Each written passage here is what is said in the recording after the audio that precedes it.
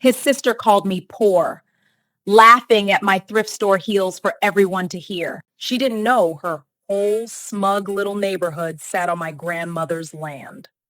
And I was holding the original deed in my clutch, waiting for the perfect moment.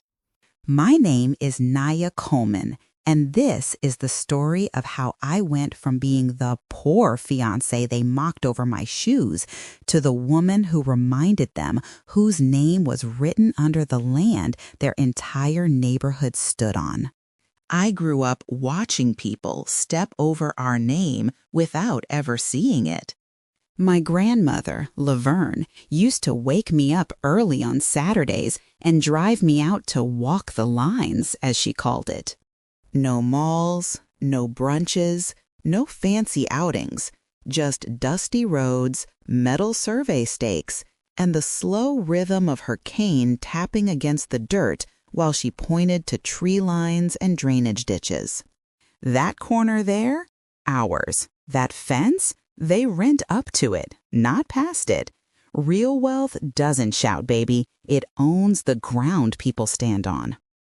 I believed her, but when you're a girl in hand-me-down jeans and everyone else is posting pictures from beachfront vacations, it's hard not to wonder if quiet wealth even counts in a world that only respects what sparkles.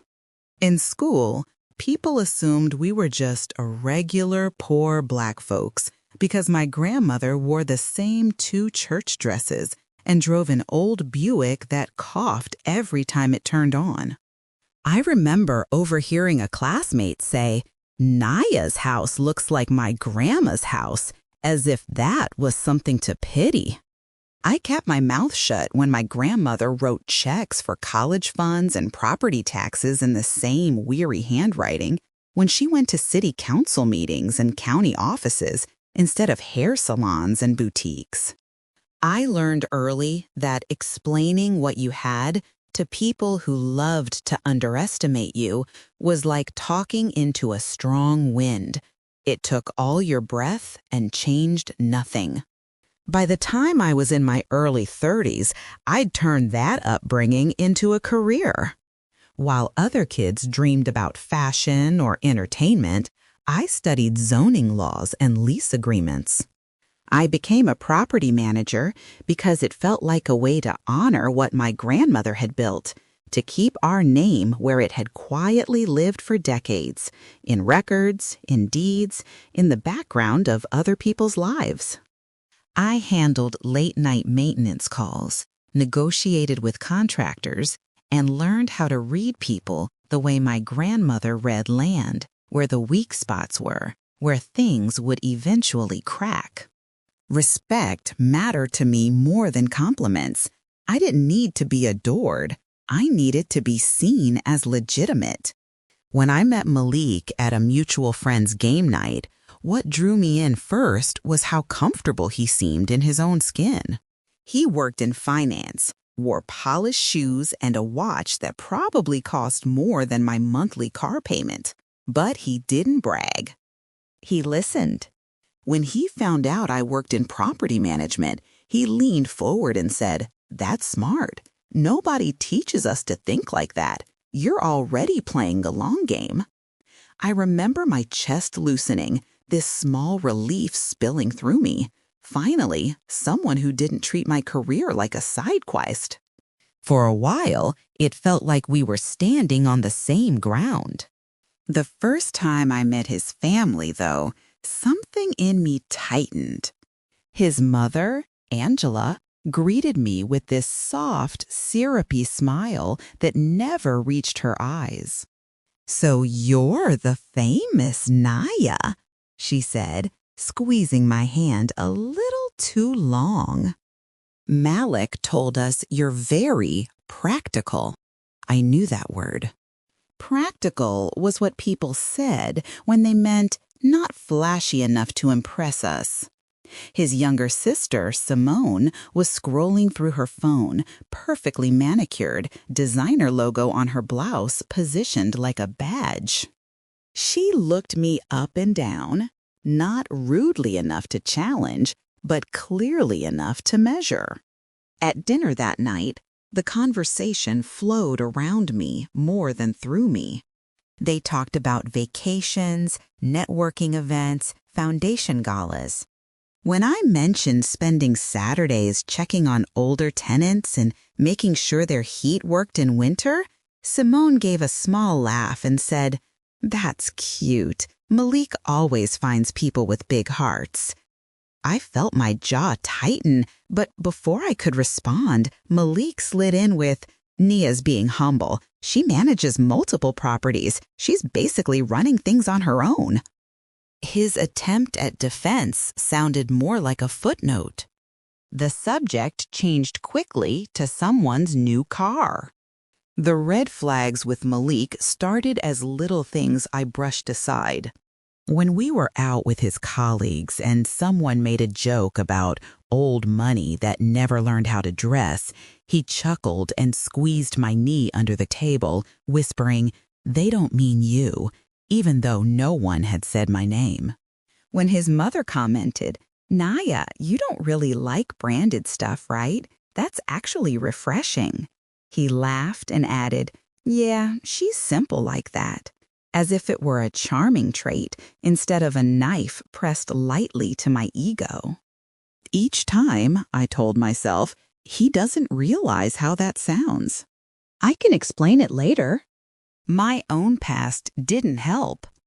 I'd been in a relationship in my 20s with a man who constantly reminded me that he was dating down financially.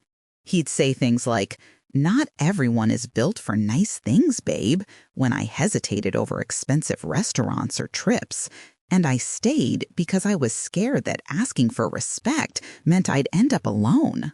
That experience had carved a fragile spot inside me, a bruise that never fully healed. So when Malik's family said thoughtless things, I defaulted to survival mode. I smiled, I swallowed it, I reminded myself that families take time to warm up, that I was already lucky he wasn't like my ex. The moment I realized how deep the problem ran came during Malik's birthday cookout at his parents' house. Angela had invited what felt like the entire city, and I spent most of the day helping set up, arranging trays, wiping down tables, and making sure the cake stayed in the shade. When guests arrived, Angela hugged them warmly, introduced Malik proudly, and then gestured vaguely toward me. "And that's Naya. She's around." I heard it. I felt it. Around. Not Malik's fiancé, not Naya who works in property, not even Naya who takes care of people. Just around. Like a piece of furniture in the corner. Later that afternoon, I overheard Simone in the kitchen with one of Malik's cousins while I refilled the ice bucket. "She's sweet," Simone said, lowering her voice just enough to pretend she wasn't being cruel. But Malik could have done better. Someone more on his level. You know what I mean. My hand tightened around the ice scoop until it squeaked against the plastic. I waited for the cousin to disagree, to push back, to say anything. Instead, he just shrugged and changed the subject to football. When Malik walked in a minute later, Simone switched to her bright, innocent smile like nothing had happened. That night, when we finally got home, I tried to bring it up. "Do you notice how your family talks about me?"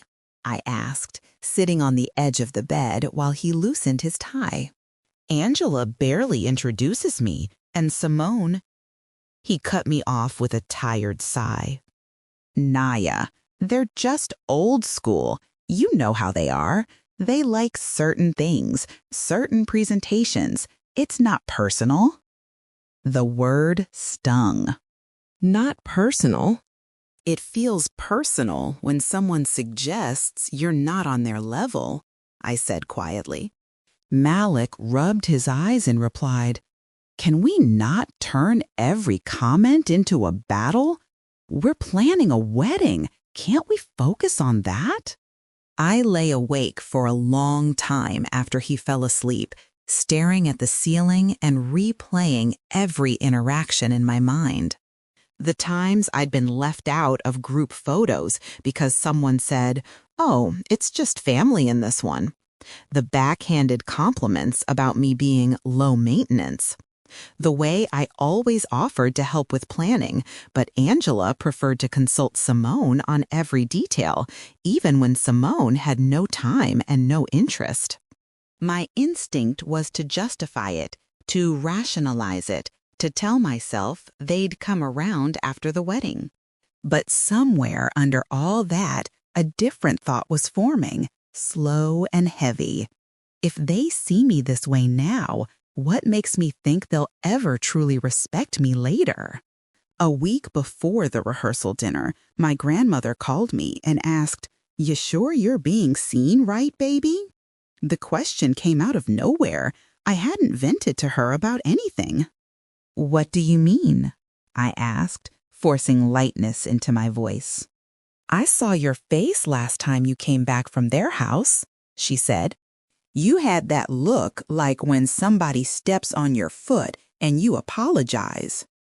I laughed weakly, but my throat tightened. "It's fine, Granny. They're just different." She was quiet for a long moment, then said, "Different is fine. Disrespectful is not. Remember, we don't need anybody's shine. Our name stands on its own 2 feet." I could have told Malik everything then. How I had grown up signing lease renewals with my grandmother, how the subdivision where his aunt lived sat on a parcel still tied to our family trust, how my last name threaded through county records like a quiet spine. I didn't. Part of me didn't want to be tested, to see if he was with me for me or for what my family owned. Another part was tired of feeling like I had to prove my value to belong in rooms where people smiled tight and asked 0 real questions. So I stayed silent, telling myself that love meant compromise, that I could endure a little condescension in exchange for a future we were building together. Looking back now, I can see that my silence was the first brick in the wall they thought they could build around me. Every time I let a comment slide, every time I smoothed over Simone's little digs with a polite smile, I was teaching them something about me, that I would bend rather than break, that I would shrink myself to keep the peace. I didn't know yet that the very thing they mistook for weakness would become the foundation of the moment I finally reminded them whose ground they were standing on. The night before the wedding, I left work later than planned. A tenant's water heater had burst, and I couldn't stomach the thought of an elderly woman spending the evening without hot water, so I stayed until everything was fixed. I changed in the office bathroom under harsh fluorescent lights, smoothing the wrinkles out of my dress and slipping into the only nude heels that matched. They were old but comfortable, and I told myself no one would be looking at my feet anyway. Still, as I drove to the rehearsal dinner, I felt the old knot in my stomach, the one that always tightened around Malik's family events. I tried to shake it off. "It's just the rehearsal," I whispered to myself. "We're almost at the finish line." When I walked into the hall, conversations washed over me like static. Clinking glasses, laughter, that faint buzz people get when they believe the night is about them. I spotted Malik across the room, laughing with his groomsmen, entirely at ease. I took a breath and stepped forward. But before I made it 3 feet, Simone's voice sliced through the noise. "I mean, look at her shoes." Her tone was dripping with amusement, that casual cruelty she'd mastered since day 1. She wasn't whispering, not really. Her voice carried just enough to make sure the right people heard. People like her only get invited out of pity to feel like they're leveling up. Her cousin snorted, glancing in my direction, and their shared laughter hit me like a slap. My hand froze on the strap of my clutch. I felt heat rush into my face, that familiar humiliation prickling at the back of my neck. They hadn't even noticed I was behind them. Or maybe they had and didn't care. For a moment, I thought about turning around and walking right back out. But my grandmother's voice rose up in my memory. Don't ever let someone run you out of a room you walked into with your head high. I forced myself to move. Chairs rustled, people turned, and suddenly eyes were on me. Simone finally noticed and gave me a slow, deliberate once-over, her gaze lingering on my heels with smug satisfaction. "Oh," she said brightly, "you made it. We were worried traffic might be too much." The emphasis was clear. Too much for someone like me. I swallowed the sting and stepped fully into the room, but inside, something cracked. Malik walked over, oblivious, and kissed my cheek. "You look good, babe." His attention flicked to my shoes for a split second, so fast I almost thought I imagined it. And then he nodded with that familiar, gentle smile. "Everything okay?" he asked, tone light, hopeful I wouldn't disrupt the evening with anything complicated. He didn't see Simone looking at him, lips curled, waiting to see what he'd do.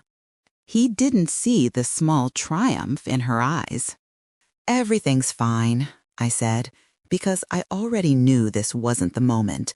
I'd tried talking before, and he always dismissed it with, "They don't mean it," or "You're reading too much into things." I wasn't going to give him another chance to minimize me in front of an audience. During dinner, I sat between Malik and his Aunt Tracy, who chatted politely but didn't ask a single question about my life. Across the table, Simone leaned in close to her cousin, whispering behind her glass. At one point, she nodded toward my shoes and smirked like they shared an inside joke. I kept my eyes on my plate, but my ears burned with every half-hidden laugh. The room smelled of roasted chicken and expensive candles, but all I could taste was humiliation. After the second toast, Malik drifted off to talk to his groomsmen, leaving me alone long enough for Simone to slide into the empty seat beside me. She pretended to adjust her bracelet, then whispered, "You know, you didn't have to dress up so much. It just makes things awkward." I blinked. "Awkward for who?" She smiled sweetly. "For you, obviously. It's like when someone's trying a little too hard." Her tone stayed syrupy, but the words were knives. Then she stood and rejoined her group, swaying her designer heels like she was marking territory. For a moment, the air seemed to thicken around me. I could hear blood rushing in my ears, drowning out the clinking glasses and polite conversations. I stared at my thrift store heels and felt something inside me fold in on itself. I thought, this is it. This is the final insult they think I'll swallow. Near the end of the night, Malik came back to check on me. "You've been quiet," he said. "You tired?" I looked at him, really looked. At the man who claimed he loved me, who said he admired my strength, yet never once challenged his family's treatment of me. He was kind, yes. Gentle, yes. But he was comfortable in their world, and he needed me to fit neatly into it without making noise. "I'm fine," I murmured, But for the first time, I didn't say it to keep the peace. I said it because a new thought had begun to crystallize inside me, sharp and undeniable. They had no idea who they were talking to. As the dinner wrapped up, Simone passed by me again. "Make sure you're on time tomorrow," she said with a glimmer in her eyes. "We don't want the bride being late on her big day." She didn't say poor, but it was in every syllable. I pressed my thumb against my clutch, feeling the outline of the folded document inside, the century-old deed, my grandmother's signature, the proof of everything they assumed I didn't have. I hadn't planned to use it. I'd brought it only because I'd printed it that morning and didn't want to leave it in my car. But now, suddenly, I could see the future layout of a moment they would never forget. I walked out of that hall with my head high, but inside, the humiliation was still burning, shifting, hardening into something new. Not revenge, not yet, just truth, icy, unmovable truth that waited for the right hour. And that hour was coming faster than any of them knew. I didn't sleep that night. I lay in bed, staring at the ceiling, while Malik snored softly beside me, still smelling faintly of cologne and red wine. Every time I closed my eyes, I saw Simone's face leaning toward her cousin, heard her voice saying, "People like her only get invited out of pity," like I was a charity case they'd taken on as a family project. For a while, I tried to breathe through it, to repeat the same tired lines I'd always given myself. It's just her insecurity. You know who you are. You're almost married. This won't matter in 10 years. But the words felt hollow now, worn-out excuses I no longer believed. At some point, my mind drifted to the files on my tablet. I had been updating records for one of our older properties earlier that week, cross-referencing parcel numbers, checking lease terms, and I'd stumbled again on the scanned images of my grandmother's oldest deeds. One in particular always made me pause, the document for the large tract of land that had eventually been divided into multiple residential streets, a church, a strip mall, and, ironically, the very subdivision where several of Malik's relatives lived. Our family had never sold it outright, only entered complex long-term leases. I remembered sitting at my grandmother's kitchen table as a teenager while she tapped the paper and said, "This right here, this is why they can talk slick, but they can't move that fence an inch without calling my lawyer." By dawn, a decision had settled over me like a calm, heavy coat. I wasn't going to beg for respect. I wasn't going to argue with Simone or Angela or try to convince Malik, again, that I wasn't too sensitive. I was done explaining my worth with words they never really heard. If they only understood value when it was printed on paper and stamped with ink, then that was exactly how I would speak to them. I slipped out of bed quietly so I wouldn't wake Malik and went into the living room, opening my laptop on the coffee table. The early light from the window painted the room in soft gray as I plugged in my tablet, pulled up the scanned documents, and found the one I needed. There it was, the original deed, dated decades back, my grandmother's maiden name typed in all caps, the legal description of the land that now held their cul-de-sac, their driveways, their perfect little lives. I zoomed in on the county seal, on my grandmother's signature at the bottom, bold and looping, as if she'd known it would outlive most arguments. As the printer hummed to life, a sharp jolt of anxiety shot through me. This was more than a piece of paper. This was a line drawn in the sand. I imagined walking into that reception later. Imagined Simone's face when she realized the ground under her wasn't as solid as she thought. For a second, doubt crept in. Was I being petty? Was this revenge or self-respect? Then I remembered the look on her face when she called me people like her, the way Malik had shrugged off my pain, the years of swallowing smaller slights in silence. I didn't feel petty. I felt finished. I was sliding the freshly printed deed into a clear plastic sleeve when Malik walked out of the bedroom, rubbing his eyes. "Hey," he mumbled, surprised to see me awake. "You okay? Big day today. You really shouldn't be up this early." I forced my hands to stay relaxed, casually closing a folder over the document. "Couldn't sleep," I said. "Just double-checking some work stuff before I disappear into wedding chaos." He groaned. "Naya, you're still working? Today of all days?" There was a teasing lilt in his voice, but underneath it I heard the familiar expectation. Be easy, be light, don't bring anything heavy to this day. "I'm done now," I lied, sliding the folder into my tote. "I'm all yours."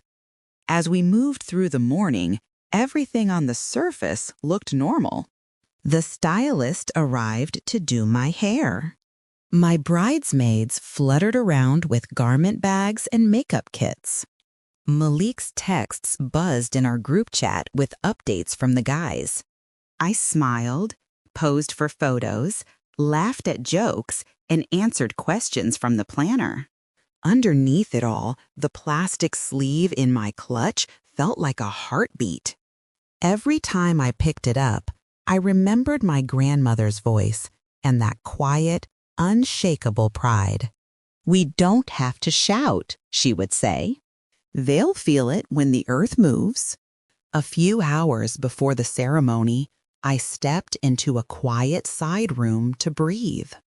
My maid of honor, Tasha, followed me in, closing the door behind us. "You good?" she asked, studying my face the way only a longtime friend could. "You've had that look all morning. Not cold feet, I hope." I shook my head. "My feet are fine. It's the ground around them I'm thinking about." She raised an eyebrow. Translation? I hesitated, then pulled my clutch closer. Malik's family, they crossed a line last night. Simone especially.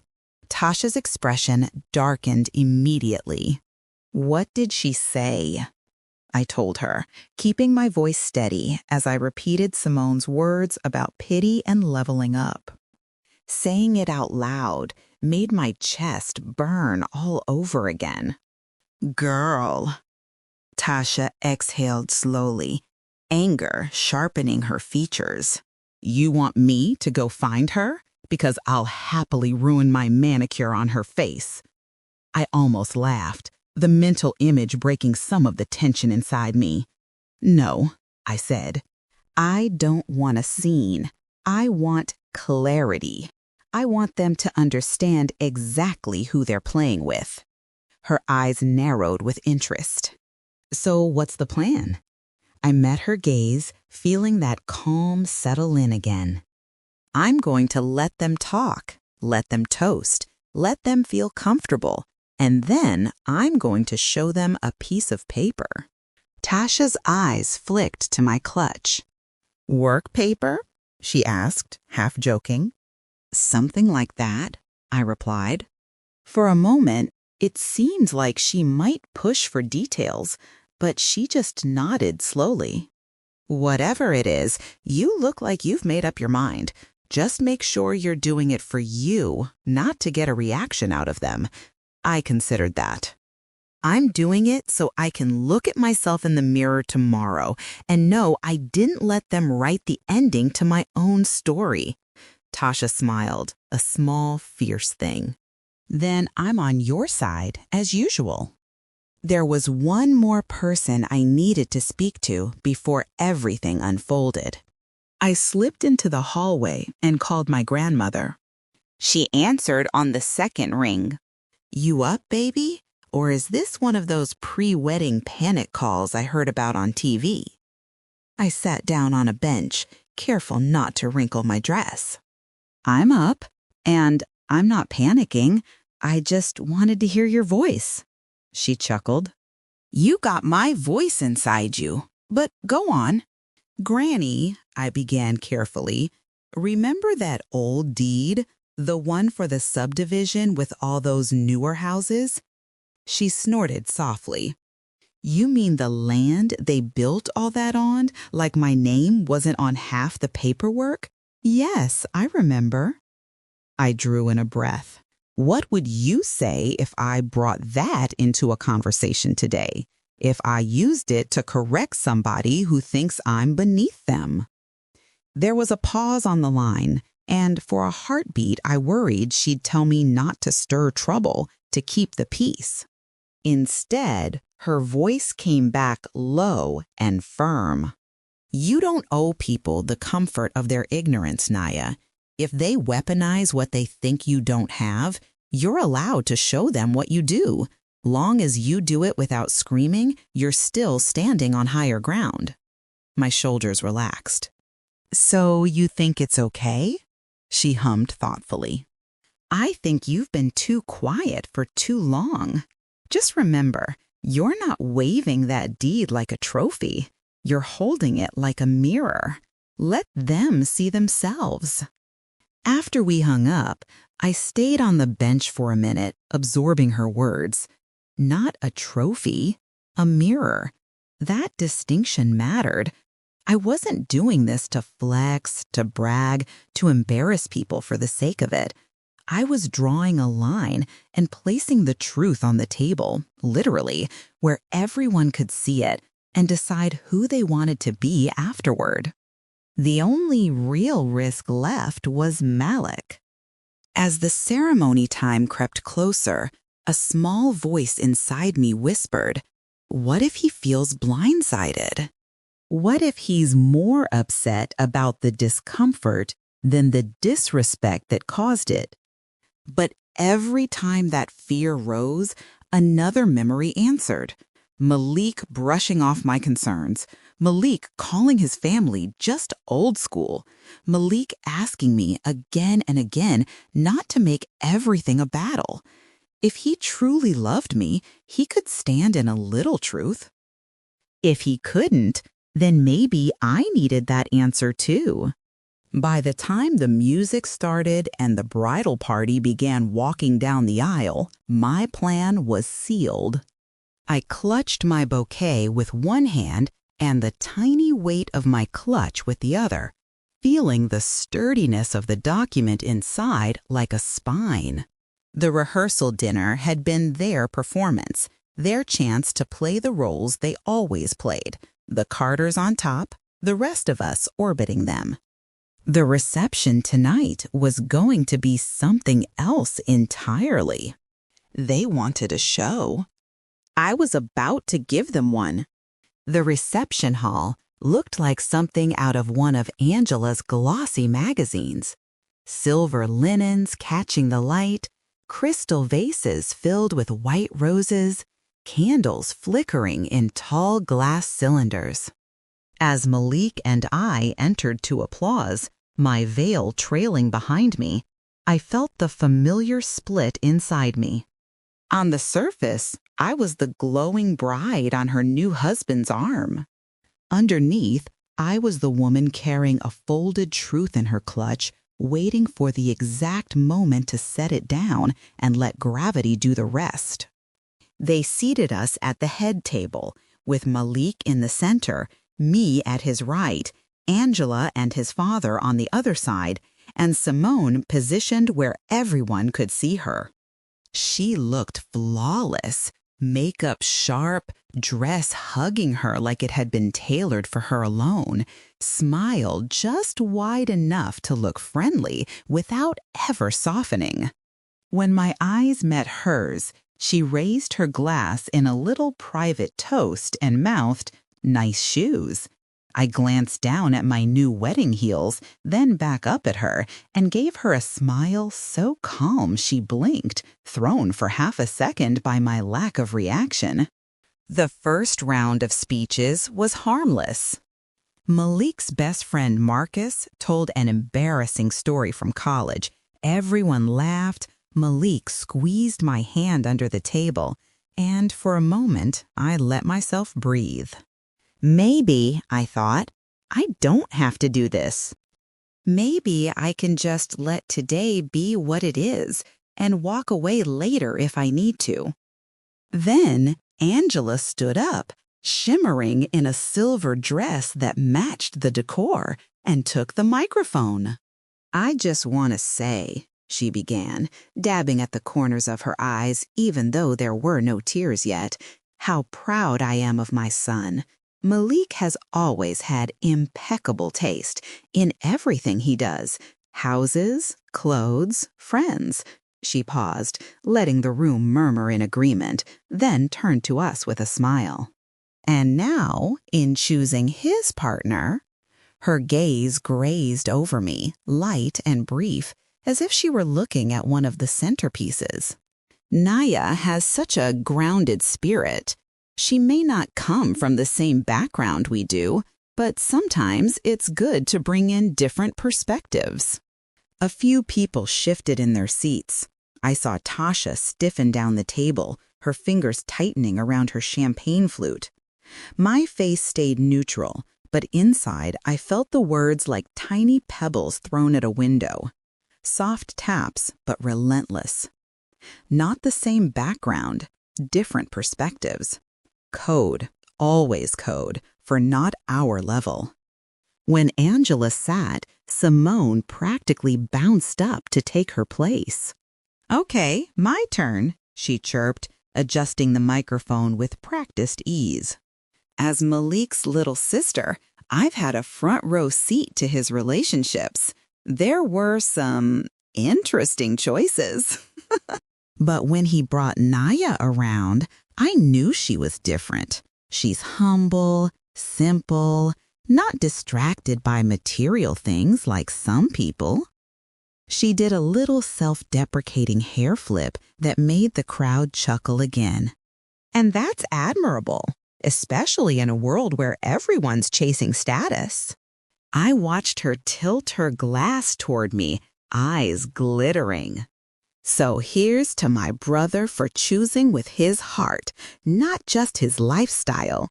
And here's to Naya for reminding us that love doesn't care what neighborhood you're from." The last words landed like a slap wrapped in silk. A few people clapped politely. Others exchanged side glances, picking up on the undertone even if they pretended not to. I felt my pulse steady, not race. Something in me had moved past anger into a strange, clear stillness. This was who they were when they thought they were untouchable. This was what they sounded like when they believed the hierarchy was fixed and I would always be at the bottom, grateful just to be invited.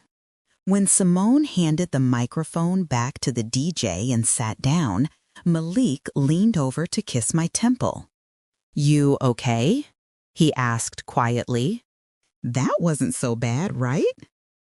I turned to look at him, taking in the earnestness in his eyes, the way he truly seemed to believe that nothing out of line had been said. "I'm fine," I replied, my voice even. "But I do have something I'd like to say." He blinked, surprised. "You want to give a speech? We didn't plan." I cut him off gently. "I know, but I think it's time I introduce myself properly." Before he could respond, I lifted my hand and signaled to the DJ. "Could I have the microphone for a moment?" I asked. The room quieted as the DJ brought it over. I stood up slowly, smoothing the front of my dress, feeling every eye track my movements. This was the moment where people expected tears, maybe a shaky voice thanking everyone for being there.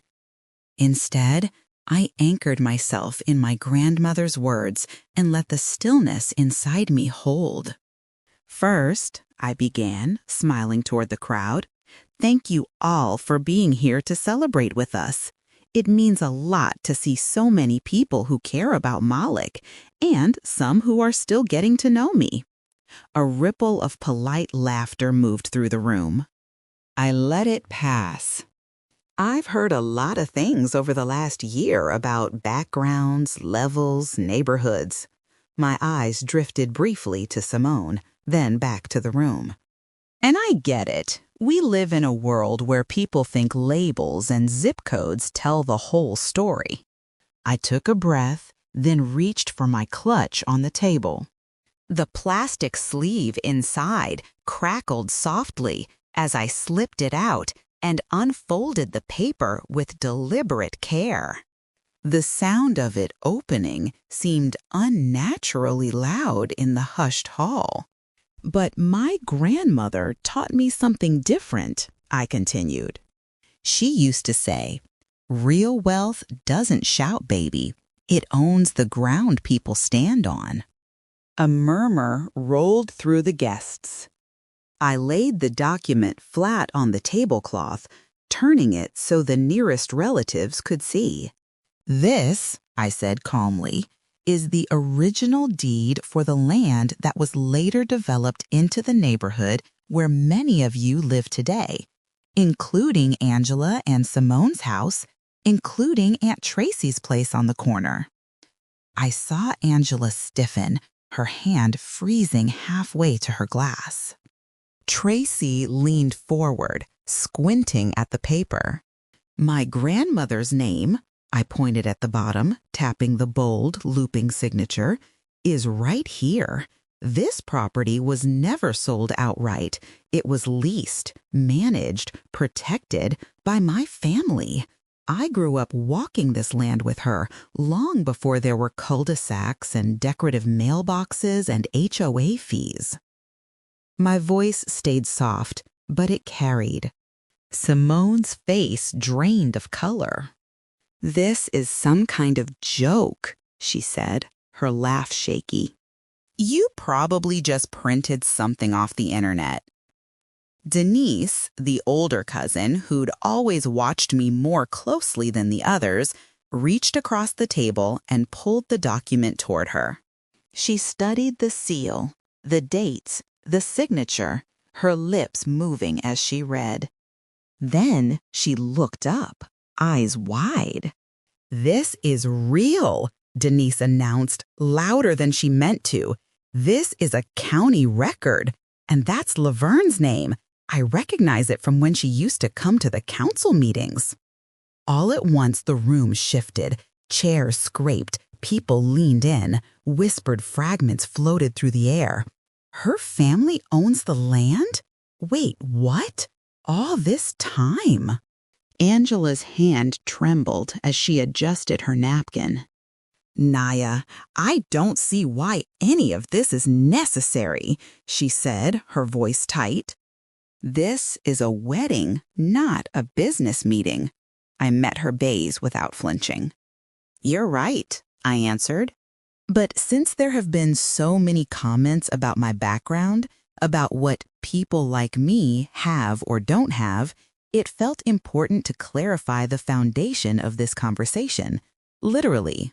Simone stood abruptly, her chair scraping. "So what?" she snapped, the polished veneer finally cracking. "So your grandma had some land 1,000,000 years ago? That doesn't mean anything now. We worked for what we have." The irony of her words almost made me laugh. "You absolutely worked for your careers, your decor, your social circles," I agreed. "And I respect that. But when you called me poor, you did it while standing on soil my grandmother paid taxes on. When you joked that I was just here out of pity, you said it under a roof that wouldn't exist without contracts tied to my family's name." A hush fell so complete, I could hear the faint hum of the air conditioning. For the first time since I'd met her, Simone had nothing ready on her tongue. Her eyes darted around the room, looking for someone to co-sign her outrage. Instead, she found guests staring back at her, some with eyebrows raised, others looking away, suddenly fascinated by their plates.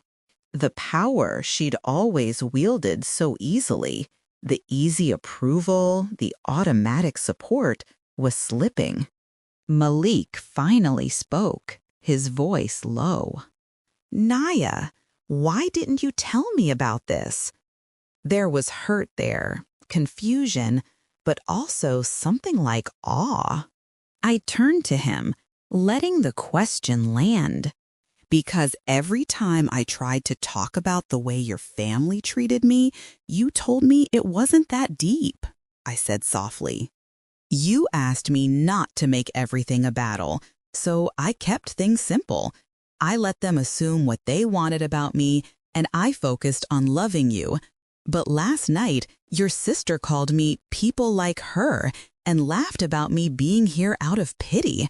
At some point, choosing peace starts to feel a lot like choosing silence." He swallowed hard, glancing between me and his family. "Simone," he said, turning to his sister, "did you really say that?" Simone's chin jutted out. "I was joking," she muttered. "Everyone jokes. She's just being dramatic." Malik's jaw tightened in a way I hadn't seen before. "You've been just joking for a long time," he said quietly. "Maybe that's the problem." The DJ shifted awkwardly by his booth, unsure whether to cut in with music or let the scene play out. Guests whispered behind their hands. Aunt Tracy stared at the deed again, then at me, and finally murmured, "Laverne always did say we'd be surprised if we knew who really owned what around here." I took a step back from the table, still holding the microphone loosely at my side. "I didn't share this tonight to embarrass anyone," I said, addressing the room. "I shared it because I've spent years shrinking myself to keep other people comfortable, while they built a story about me that wasn't true. I'm not asking for applause, I'm asking for respect. And if that respect can't be offered freely, then at the very least, let's all be clear about who's been standing on whose ground." For a long, suspended moment, nobody moved. Then I set the microphone down gently, as if it were something fragile, and lowered myself back into my chair. The deed remained on the table like a small earthquake's epicenter, invisible lines of impact spreading out from it in every direction. Somewhere near the end of the room, someone started a hesitant clap. It was Tasha. Then Denise joined in. A few others followed, not loud or exuberant, but steady. Simone sank back into her chair, eyes glassy, her hand shaking as she reached for her champagne and missed the stem. Angela stared straight ahead, lips pressed into a thin line, the polished matriarch stripped of the comfort that came with believing she was always above the people she judged. Malik sat beside me in stunned silence, caught between the life he had known and the truth he was just beginning to understand. I didn't bask in it. I didn't smile triumphantly or deliver a final line. I just sat there, breathing, feeling the invisible weight I had carried for so long finally slide off my shoulders.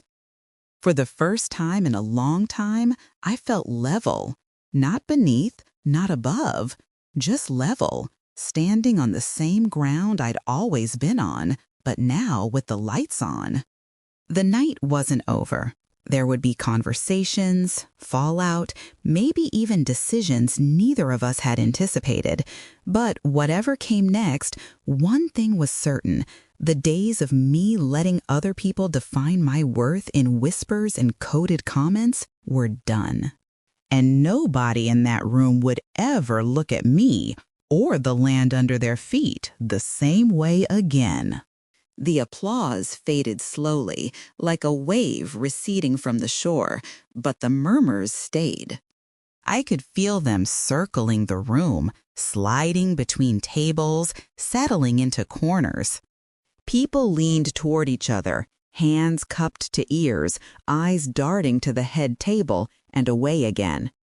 For once, I wasn't the one shrinking in on myself under that attention. I sat there, hands folded loosely in my lap, watching the shock rearrange people's faces, turning certainty into questions they'd never thought to ask before tonight. Simone was the first to move. She pushed her chair back abruptly and stood, fingers digging into the linen as if she needed something solid to hold on to. "This is ridiculous," she said, voice wobbling despite her best effort to sound composed. "You're all acting like she exposed some big scandal. So what if her grandma had land? That doesn't change anything about any of this." Her hand flailed vaguely, indicating me, the room, the life she thought still belonged entirely to her family's narrative. I looked at her and, for the first time, didn't feel anger, just an odd sort of sadness. She didn't know how to exist without being above someone. Without that, she was just a woman in an expensive dress, shaking in front of people who had seen the edges of her cruelty. Malik's father cleared his throat and shifted uncomfortably, eyes locked on his plate. Angela reached for her daughter's wrist, hissing under her breath, "Sit down, Simone." But the command lacked its usual authority. Across the table, Denise touched the deed again, almost reverently. "You know what it changes?" she said quietly, but loud enough that the people nearest us could hear. "It means all that talk y'all been doing about levels and backgrounds was built on somebody else's foundation, literally, and that somebody happened to be this girl's grandmother." Her gaze moved to me with something like respect, like she'd been waiting for this reveal and was almost relieved it hadn't come from anger, but from certainty. The DJ, sensing the tension, tentatively started a slow song, as if music might smooth over the raw edges. Couples began drifting to the dance floor, some genuinely trying to salvage the evening, others using it as an excuse to move away from the blast radius. The lights softened, and for a moment, the hall looked normal again, just another wedding reception, just another night of dresses and suits and half-finished conversations. Malik leaned in toward me. "Can we talk?" he asked, voice rough. I nodded, pushing my chair back. We slipped away from the head table and stepped out onto the balcony just beyond the reception hall, the glass door closing behind us with a soft thud. The music dulled into a muffled throb, the laughter and whispers replaced by the quiet hum of the city night. He stood there for a moment, hands braced on the railing, shoulders rigid. "You blindsided me," he said finally, not looking at me. "All this time, you never told me about the land, the deed, any of it. And then you drop it in front of everyone like... He trailed off, unable to find the right metaphor. "Like proof," I finished for him. "Proof that the way your family talks about me has never matched the reality of who I am." He turned to face me then, eyes searching mine. "You didn't need to prove anything," he insisted. "Not to them, not to me." I let out a breath that felt like it had been trapped inside my chest for years. "Didn't I?" I asked quietly. Because every time I told you how they made me feel, you waved it away. You asked me to shrug it off, to not make it a big deal. You didn't believe the weight until it came with a county seal." He flinched, and for a second, I almost apologized. Almost. Old habits die hard. But this time, I let the silence do what my half-explanations never could. He looked down at his hands, then back up. "I believed you were hurt," he said slowly. "I just thought you were taking things too personally. They're my family. I've had to overlook a lot of things about them, too." I nodded. "I know, but there's a difference between overlooking quirks and absorbing disrespect. My silence was never agreement, Malik. It was survival." The word hung between us, heavier than his tux, heavier than my dress. Survival. I thought of all the times I'd laughed off comments that sliced me open. All the nights I went home replaying exchanges in my head, wondering if I was crazy to feel what I felt. "I kept quiet," I continued, "because I didn't want to be labeled difficult or ungrateful. I wanted your family to like me. I wanted you to have peace. But every time I swallowed something for their comfort, a piece of me got smaller. Last night, listening to Simone call me people like her, I realized there was nothing left to cut away without losing myself completely." He exhaled, long and shaky. "I didn't know it was that bad," he admitted. "Maybe I didn't want to know." There it was, the confession I had needed more than any apology. "You didn't," I agreed, "because knowing would mean you had to choose, not between me and them, but between comfort and truth. Tonight, the truth walked into the room whether you were ready or not." We stood there in silence for a while, the sounds of the reception floating faintly through the glass. I thought about all the years I'd spent thinking my quiet made me weak. How I'd minimized the strength it took to hold myself together in rooms where I was constantly being assessed and found lacking, at least in their eyes. "You know what hurts the most?" I said softly. "It's not Simone's words. People like her will always find a target. It's that I helped them. I kept my head down, laughed off the jokes, tried to prove I could handle it. I thought my silence was maturity, but all it did was tell them their behavior had no consequences." Malik's shoulders slumped. "So what now?" he asked. "We just go back in there like nothing happened?" I shook my head. "We go back in there knowing exactly what did happen. They saw who I am. I saw who they are. And you," I added, holding his gaze, "have to decide who you want to be in the middle of that." A knock on the glass interrupted us.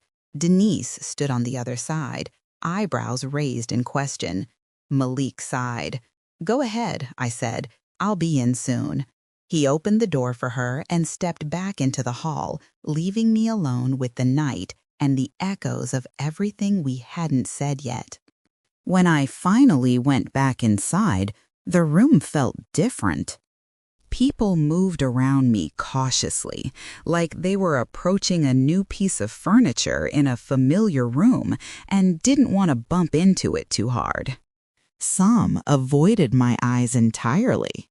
Others looked at me with something dangerously close to admiration, as if my standing up for myself had given them permission to recall every moment they'd stayed quiet in their own lives. Aunt Tracy caught me near the dessert table. "Nia," she said, her voice low but warm, "I didn't know. About your grandmother, about the land." I smiled faintly. "Most people didn't. She wasn't loud about it." Tracy nodded. "That's the thing, isn't it? Folks like to assume quiet means empty. I'm sorry for the way some of us have talked around you. Might not have been my words, but I was there. I didn't check anybody. That's on me. The honesty in her tone loosened something in my chest. Thank you, I said. That means more than you think. Over at the head table, Simone sat stiffly, arms crossed, staring at her untouched plate. A couple of her friends hovered nearby, trying to console her with half-hearted whispers. I watched her for a moment, noting the progression, the shock, the denial, the defensive jokes, and now the dull, heavy embarrassment settling in as she replayed everything she'd said in rooms where she assumed she had the upper hand. For a second, our eyes met. She looked away first. Angela approached me later, when most people were either dancing or pretending to. Naya, she began, drawing out my name like it tasted strange on her tongue. I hope you understand that whatever misunderstandings there have been, we only ever wanted what was best for Malik. I held her gaze, tired of dodging the real issue. Did that best ever include respecting the woman he chose? I asked. She flinched, but recovered quickly. Respect takes time, she replied. You have to grow into these circles, learn how we do things. I almost laughed. Your circles are built on contracts my grandmother signed, I said quietly. I've been in it longer than you've been decorating it. I don't need to grow into anything. I just need to stop pretending I'm grateful to be invited to a table my family helped build. For once, Angela had no script ready. Her mouth opened, then closed, her eyes narrowing, not in anger, but in reluctant consideration. She murmured something about needing to check on the caterer and walked away, her composure intact, but her confidence visibly fractured. The rest of the night blurred into a series of images. Tasha pulling me into a hug on the dance floor, whispering, "You did what you had to do." Denise cornering Simone gently, talking low and firm in her ear. Malik watching me from across the room with an expression I couldn't fully read, part wounded, part proud, part uncertain of the ground beneath his own feet now that he knew who had laid it. When the music finally died and the last guests drifted out, I found myself back on the balcony, shoes in my hand, dress rustling softly in the night air. The adrenaline had faded, leaving behind a strange, quiet clarity. I thought about the years of silence that had led to this moment. How many times I'd chosen to say nothing because it felt safer than speaking. How my silence had started as armor and had slowly become a cage. And yet, I realized that same silence had given me something too. It had forced me to listen to people, to patterns, to myself. It had taught me to read between lines, to store details, to understand leverage without ever needing to shout about it. My quiet had never been emptiness. It had been strategy, born from watching my grandmother navigate rooms where she was underestimated by everyone who needed what she had. The difference now was that I wasn't using silence to protect other people's comfort anymore. If I chose to be quiet from this point on, it would be because I didn't feel the need to explain myself, not because I was afraid to. Malik came out one last time, tie loosened, jacket over his arm. He looked tired in a way that had nothing to do with the hour. "Everyone's gone," he said softly. "Tasha's grabbing your overnight bag. The car's waiting whenever you're ready." I nodded, then turned to face him fully. I'm not going to your parents' house tonight, I said. I'm going to my grandmother's. I need space, time to think. His face fell, but he didn't argue. Are we okay? He asked, the question hanging between us like a fragile bridge. I didn't rush to reassure him. I had spent too much of my life doing that. We're honest, I replied. For the first time since this started, everything is on the table. Who your family is, who I am, what I'm willing to accept. That's a better foundation than pretending. I paused, then added, whether okay grows out of that depends on what you do next, not just what you say tonight. He nodded slowly, swallowing hard. I want to do better, he said. I want to be better. For you. There was sincerity in his eyes, but I had learned not to confuse intent with action. Then start by not asking me to make myself small so your family can stay comfortable, I said gently. If we move forward, it has to be as equals, not me begging for a place in a house my name already lives under. On the way to my grandmother's that night, the city lights blurred past the car window in soft streaks. I held my shoes in my lap and rested my forehead against the cool glass, feeling more awake than I had in months. My phone buzzed with messages, some from friends, some from relatives, a surprisingly heartfelt text from Denise that simply read, Laverne would be proud. Rest up. The ones who get it will adjust. I didn't respond yet. I just let the words settle next to the quiet strength unfurling in my chest. When I stepped into my grandmother's house, the smell of old wood and lemon oil wrapped around me like a blanket. She was waiting in her armchair, robe tied tight, eyes sharp despite the late hour. Well, she said, studying my face, you do what you needed to do? I crossed the room, sinking onto the ottoman at her feet. I did, I said. And it cost me the version of their approval I was chasing, maybe even the version of this marriage I thought I wanted. She nodded slowly, not surprised. Approval built on you playing small ain't approval, she said. It's control with a pretty bow. She reached out and took my hand, her fingers thin but steady. Tell me honestly, how do you feel? I searched for the right word.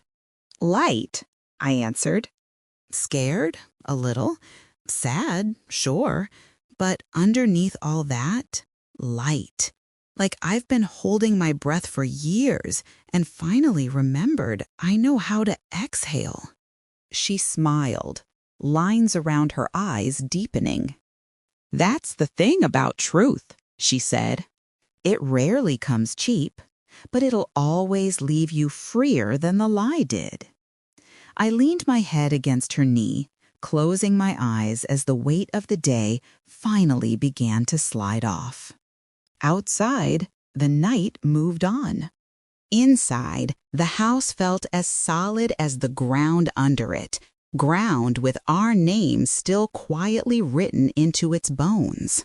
In the days that followed, there were calls and messages from Malik, from Tracy, even from a few of his cousins who admitted they'd laughed at jokes they should have shut down. Simone didn't reach out, neither did Angela. Maybe they would someday. Maybe they wouldn't. For the first time, I realized it didn't determine my value either way. I didn't make any grand announcements about the marriage. I didn't post anything online or stage a dramatic exit. I met with Malik, we talked for hours, and I made it clear that if we stayed together, it would be on different terms than the ones we started with. Boundaries. Respect. No more translating my pain into palatable pieces for him to swallow easily. He listened. He cried. He apologized. I told him I'd need time to see whether his actions caught up with his words. But whatever happened between us, one truth would not change. I was done participating in my own erasure. Now, when I walk past that subdivision with my grandmother, I don't just see other people's houses. I see history. I see contracts. I see an old woman in 2 church dresses who built something lasting without ever needing to broadcast it, and a younger woman who finally learned that protecting that legacy meant protecting herself too. My silence had once been a shield I hid behind, hoping it would keep the peace. Now, if I choose silence, it's because the argument is beneath me, not because I'm beneath the people making it. My voice is mine to use when I decide it matters, not as proof, not as justification, but as a simple statement of fact. I know exactly who I am, and I don't need anyone else to write the story of my worth. They called me poor. I reminded them whose land they were standing on. And I walked away not broken, not begging, but whole, steady, and finally standing at my full height on ground that had always, always been mine.